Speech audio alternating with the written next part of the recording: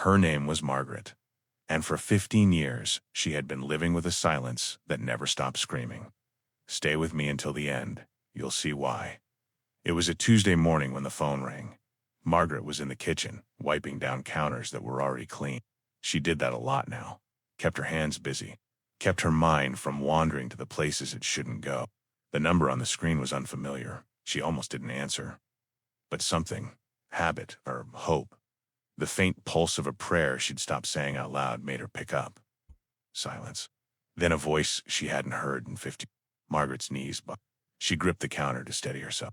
Rachel? Yeah, it's me. Margaret closed her chest tightened so hard she thought she might collapse. She couldn't find words. I didn't think I'd ever hear from you again. I know. Another pause. Long enough that Margaret wondered if the call had dropped. Can I come home? Rachel asked quietly. For Thanksgiving? Margaret's hand flew to her mouth. Yes, she whispered. Yes, of course. Always. Okay, Rachel said. I'll be there Friday. And then the line went dead. Margaret stood in her kitchen, phone still pressed to her ear, tears streaming down her face. Her daughter was coming home. Rachel was 22 when she brought him home. They were sitting at the same kitchen table. Margaret was folding laundry. Rachel was stirring her coffee, around and around like she was gathering courage from the bottom of the cup. Mom, I need to tell you something. Margaret looked up, smiled. What is it, honey? Rachel took a breath. I'm getting married. Margaret's smile widened. Oh, honey, that's wonderful. Who is he? Rachel hesitated. His name is David, and he's older than me. Quite a bit older. Margaret's smile faltered. How much older? 20 years. The words hung in the air. Margaret set down the towel she was folding. Her face went pale. 20 years?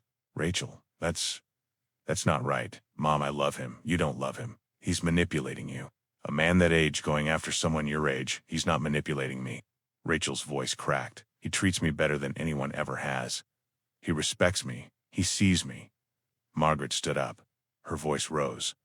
This is wrong. You know it's wrong. He's taking advantage of you. You're just a child to him. I'm not a child. I'm 22 years old. Margaret's hands were shaking. I raised you to have more sense than to throw your life away on some old man who... Stop it. Rachel's eyes filled with tears. Just stop. You don't even know him. You won't even give him a chance. Margaret's voice went cold. I don't need to know him. I know enough. Rachel stared at her mother, and then she stood. I came here because I wanted you to be happy for me, she said quietly. But I guess that doesn't matter to you, Rachel. Wait, I'm leaving. Don't you dare walk out that door. Rachel grabbed her coat. If you walk out, don't come back. Not with him. Margaret didn't mean to say it, but the words came anyway, sharp, final, fueled by fear and pride twisted into something cruel. Rachel stopped at the door. She turned. Okay, she said softly. I won't, and she left. Margaret stood in the kitchen, shaking, waiting for Rachel to come back, but she never did. Margaret spent the next 3 days preparing. She cleaned the house, top to bottom. She bought Rachel's favorite foods, the ones she used to love as a kid. Apple cider, pumpkin bread, sweet potatoes with marshmallows.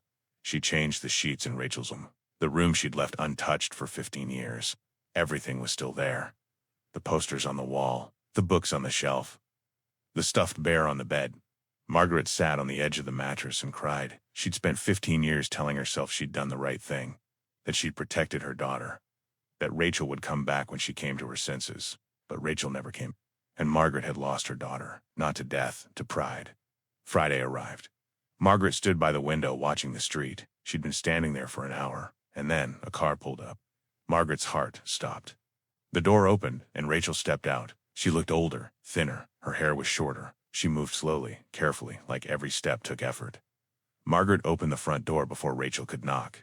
They stood there, staring at each other. Rachel's eyes filled with tears. Hi, Mom. Margaret's voice broke. Hi, baby. And then Rachel collapsed into her arms. Margaret held her daughter, this woman she hadn't touched in 15 years, and sobbed.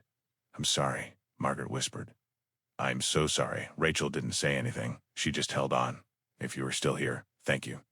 Subscribe if you'd like to help us share more stories like this. They sat at the kitchen table. Margaret made tea. Rachel wrapped her hands around the mug like she was trying to absorb its warmth. You look different, Margaret said gently. Rachel smiled, sad, small. I am different. Margaret reached across the table, took her hand. Tell me everything, please. I want to know. I want to know who you are. Rachel's lip. Are you sure? I've never been more sure of anything. So Rachel told her. She told her about David, about how he wasn't what Margaret thought, about how he'd encouraged her to go back to school, how he'd supported her dream of opening a bookstore, how they'd built a life together in Portland, how he'd been patient with her healing, how he'd never once asked her to choose between him and her mother. She told her about the years of silence, the birthdays she almost called, the Christmases she spent wondering if her mother thought of her. I wanted to hate you, Rachel said quietly. Couldn't. I just missed you. Margaret squeezed her hand. I missed you every single day. Then why didn't you call? Margaret looked down. Because I was afraid, and stubborn, and wrong. She looked up, eyes red. I thought I was protecting you, but I was just protecting myself from having to admit that maybe I didn't know everything. Maybe I had no right to judge your choices. Rachel wiped her eyes. I forgave you a long time ago, Mom. You shouldn't have had to. I know, but I did. Because holding on to it was killing me. Margaret frowned. Something in the way Rachel said it. Rachel, are you okay? Rachel took a shaky breath. No, she whispered. I'm not. The words came slowly, like they hurt to say. I have cancer, Mom. Stage 4, pancreatic. Margaret's world shattered. What?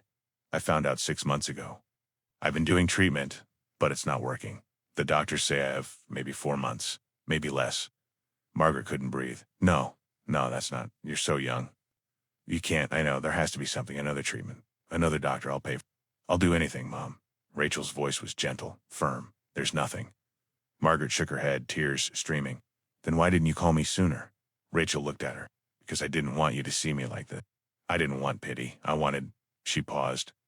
I wanted to come home. One more time. I wanted to have Thanksgiving with you, like we used to, before everything broke. Margaret reached across the table and took both of Rachel's hands. You're not broken, babe. Rachel's face crumpled. I'm so scared, Mom. I know. I don't want to die. Margaret stood, walked around the table, pulled Rachel into her arms. I've got you, she whispered. I've got you. And Rachel wept like a child. Margaret woke early. She made everything, Rachel. The turkey, the stuffing, the sweet potatoes, the pumpkin pie. Rachel came downstairs slowly, wrapped in a blanket. She smiled when she saw the table. You remembered. I never forgot. They sat across from each other. Margaret said grace. But this time she didn't recite the prayer she'd said for 40 years. She just spoke. God, thank you for bringing my daughter home. Thank you for this time. However much we have. Help me love her the way I should have from the beginning, Rachel whispered. Amen. They talked for hours. Rachel told her about David, about their life, about the bookstore. He wanted to come with me, Rachel said. But I told him I needed to do this alone. I'd like to meet him, Margaret said. Rachel looked up, surprised. Really? Really? If you'll let me. Rachel's eyes filled with tears. I'd like that. As the sun set, they sat on the porch.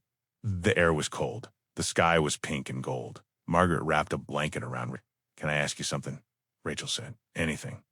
Do you think I made the right choice, marrying him? Margaret's throat tightened. She looked at her daughter, this beautiful, brave woman who had every right to be angry, but wasn't. I think you chose love, Margaret said softly, and I think that's always the right choice.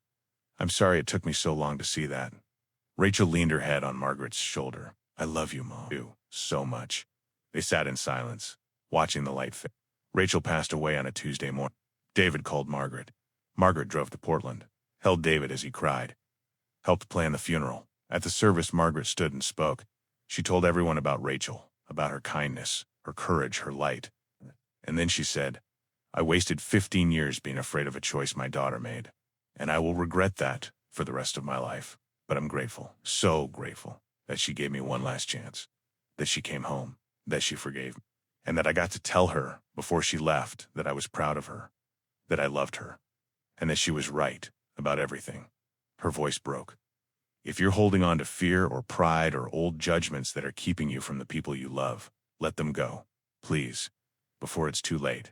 Some wounds never fully heal, but some do, not because time passes, but because love, real, brave, humble love, makes space for grace. Margaret lost 15 years with her daughter, but she didn't lose her, not in the end, because Rachel came home, and Margaret finally became the mother she should have been all along. Please subscribe. It helps our work immensely. Tell us from which city or what, and share your story below. You never know who might need to hear it next.